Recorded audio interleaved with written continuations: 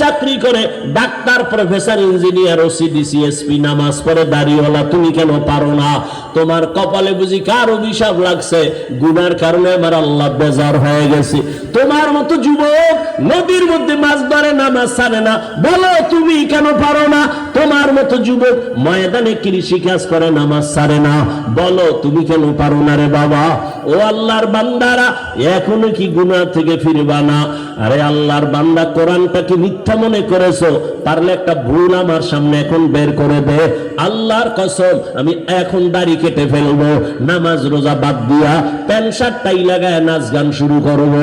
তুমি কেন ১৫০০ বছর পর্যন্ত আজও একটা ভুল কোরআন থেকে কেউ বের করতে পারে নাই? বরং বহু পণ্ডিতেরা মাথা নত করে কালেমাওয়ালা মুসলমান হয়ে গেছে। ও যুবক, আমিও যদি প্যান্ট শার্ট টাই পরে